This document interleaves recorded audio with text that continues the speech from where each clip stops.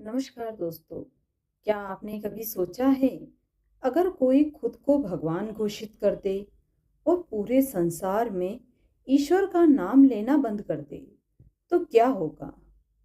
क्या होगा जब एक छोटा सा बालक पूरे संसार के सबसे शक्तिशाली राक्षस के सामने खड़ा हो जाए और कहे कि मेरे भगवान हर जगह हैं, और फिर एक खंभा फट जाए और उसमें से प्रकट हो आधे इंसान आधे सिंह।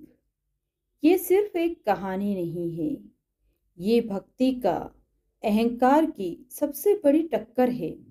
आज हम सुनेंगे नरसिंह जयंती पर भगवान नरसिंह और उनके भक्त प्रहलाद की कहानी।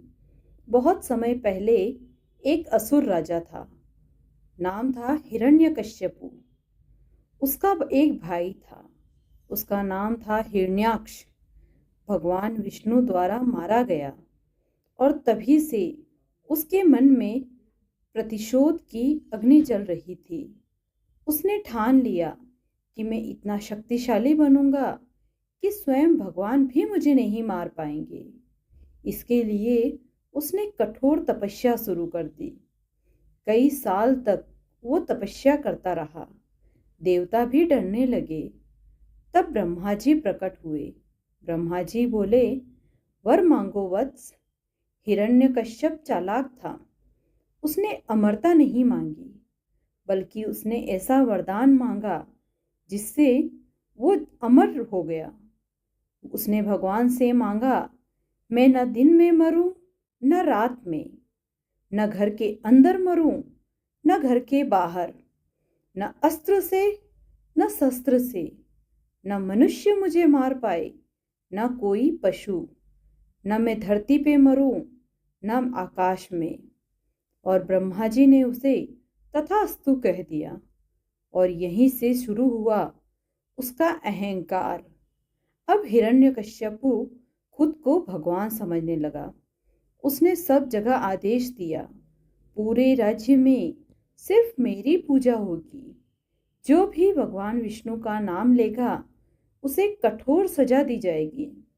धरती कांपने लगी, देवता छुपने लगे, लेकिन उनके घर में एक दिव्य आत्मा का जन्म हुआ और वो भगवान विष्णु के परम भक्त थे। हिरण्यकश्यपु की पत्नी जब गर्भवती थी तो वे नारद ऋषि के आश्रम में जाकर रहने लग गई और उनका पुत्र नारद ऋषि के आश्रम में हुआ और वो भगवान विष्णु का परम भक्त बन गया। वो हर समय ओम नमो भगवते वासुदेवाय का जाप करता रहता। जब वह थोड़ा बड़ा हुआ तो उसे गुरुकुल भेजा गया। वो वहां भी बच्चों को यही सिखाते कि सच्चे भगवान विष्णु हैं, वही हमारी रक्षा करेंगे। ये सुनकर हिरण्यकश्यपु क्रोधित हो गया। उसने कहा, ये मेरा पुत्र नहीं हो सकता, ये तो मेरा दुश्मन है। ये मेरे दुश्मन की तरफ से बोलता है। हिरण्यकश्यपु ने अपने ही पुत्र को मारने के लिए कई प्रयास किए। उसने उसे आग में बिठाया, हाथियों से कुचलवाने की कोशिश की, उसे जहरीले सांप के कुंड में छोड़ा, उसे पहाड़ से नीचे फेंका, लेकिन हर बार भगवान विष्णु उसकी सुरक्षा करते, क्योंकि जहाँ सच्ची भक्ति होती है वहाँ स्वयं भगवान रक्षा करते हैं। अब हिरण्यकश्यप ने आखिरी योजना बनाई। उसने अपनी बहन होलिका को बुलाया, जिसे वरदान था कि वो आग में नहीं जल सकती। होलिका ने प्रहलाद को गोद में लेकर बैठ गई और अग्नि जलाई गई, लेकिन हुआ कुछ और ही। भगवान की कृपा से प्रहलाद तो बच गया, लेकिन होलिका जलकर भस्म हो गई और यहीं से होलिका दहन की परंपरा भी शुरू हुई। अब हिरण्यकश्यप का गुस्सा चरम पर था। वो प्रहलाद को खंभे से बांधकर बोला कि कहाँ है तेरा भगवान? क्या वो इस खंभे में है? प्रहलाद शांत होकर बोला, हाँ, मेरे भगवान हर जगह है, इस खंभे में भी। यह सुनकर हिरण्यकश्यपु ने खंभे पर जोर से वार किया और धड़ाम, खंभा फट गया और उसमें से प्रकट हुए भगवान नरसिंह, आधा मानव और आधे सिंह। आंखों में उनकी अग्नि चल रही थी। इतना भयंकर रूप, पूरा ब्रह्मांड कांप उठा। भगवान नरसिंह ने हिरण्यकश्यप को पकड़ लिया और उसे चौखट पर ले गए। वो न घर के अंदर था न घर के बाहर था। उस समय संध्या का समय था, न दिन थी न रात था। उन्होंने उसे गोद में उठाया, न वो जमीन पर था न आसमान पर, और उसे अपने नाखूनों से उसका वध कर दिया। इस प्रकार हर शर्त पूरी हुई और उसके अहंकार का अंत हुआ। भगवान नरसिंह का क्रोध शांत नहीं हो रहा था। उनकी आंखों में अग्नि जल रही थी। उनकी गर्जना से तीनों लोग कांप रहे थे। देवता, ऋषि, गंधर्व सभी भयभीत थे। कोई भी उनके पास जाने की हिम्मत नहीं कर पा रहा था। सभी देवता एकत्रित हुए। इंद्र बोले, अगर प्रभु का क्रोध शांत नहीं हुआ तो इस सृष्टि नष्ट हो जाएगी। तब सभी ने मिलकर भगवान विष्णु से प्रार्थना की। लेकिन समस्या ये थी, नरसिंह रूप में भगवान स्वयं क्रोध में थे। तब ब्रह्मा जी ने कहा, केवल एक ही व्यक्ति है जो उन्हें शांत कर सकता है, और वह था भक्त प्रहलाद, एक छोटा सा बालक जिसके सामने देवता भी भय से डर रहे थे। वो बिना किसी भय के आगे बढ़ा। प्रहलाद ने हाथ जोड़कर कहा, प्रभु, आप मेरे रक्षक हैं, मैं आपका भक्त हूँ।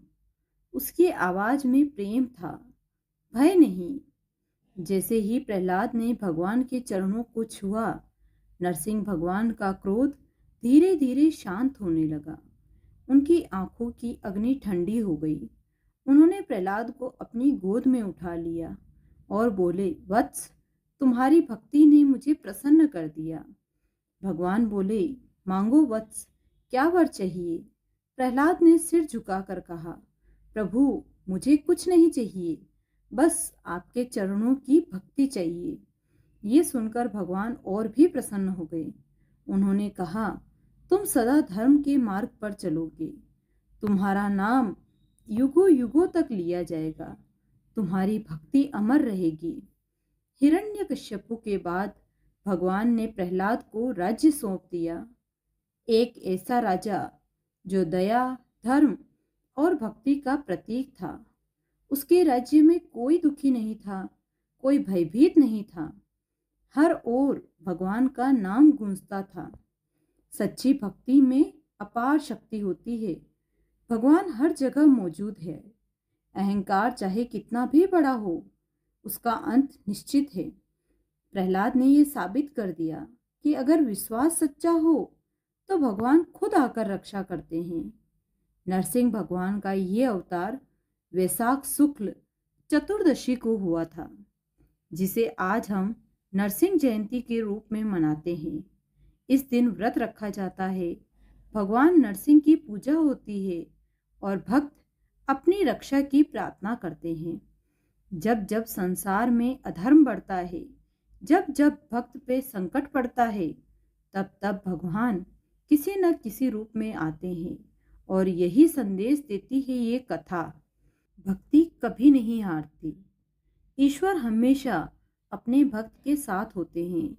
जब भगवान नरसिंह का क्रोध शांत हुआ तो जैसे पूरे ब्रह्मांड ने राहत की सांस ली। देवता अपने अपने स्थानों पर आए। ऋषि मुनि पुनः अपने यज्ञ और तप में लग गए। हवा में फिर से भक्ति की सुगंध फैल गई और उस शांत वातावरण के बीच खड़ा था एक छोटा सा बालक प्रहलाद, जिसने अपने अटूट विश्वास से खुद भगवान को पृथ्वी पर आने पर मजबूर कर दिया। प्रहलाद अब राजा बन चुके थे। वे केवल एक राजा नहीं थे, वे एक धर्मात्मा शासक थे। उनके राज्य में कोई अन्याय नहीं था, कोई भूखा नहीं सोता था। हर घर में भगवान का नाम गूंजता था। प्रहलाद हर सुबह भगवान की पूजा करते और फिर प्रजा की सेवा में लग जाते। उन्होंने अपने जीवन से ये सिद्ध कर दिया कि सच्चा राजा वही होता है जो पहले एक सच्चा भक्त हो।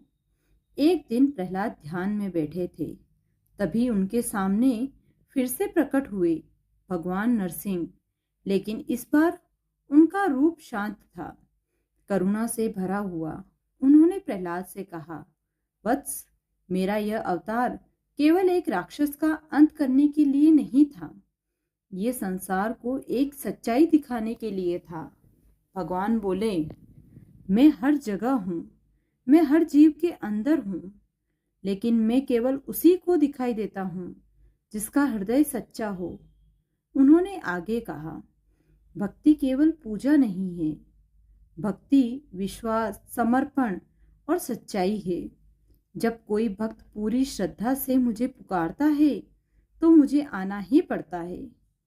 भगवान नरसिंह ने भविष्य की ओर संकेत करते हुए कहा, कलयुग में लोग भटक जाएंगे, धन, अहंकार और मोह में फंस जाएंगे, लेकिन जो भी इस कथा को सुनेगा और सच्चे मन से मेरा नाम लेगा, मैं उसकी रक्षा अवश्य करूंगा।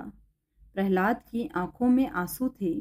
उन्होंने कहा, प्रभु, मुझे बस एक वर दीजिए, मेरे मन में कभी अहंकार ना आए, मैं हमेशा आपका भक्त बना रहूं।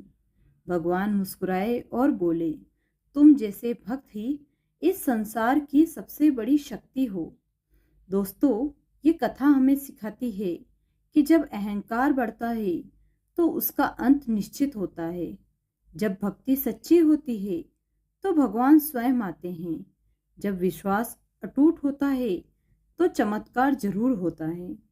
अगर जीवन में कभी डर लगे, अगर लगे कि कोई साथ नहीं है, तो बस एक बार सच्चे दिल से प्रभु को पुकारना, हे भगवान, मेरी रक्षा करें, और विश्वास रखना, भगवान नरसिंह जरूर आएंगे।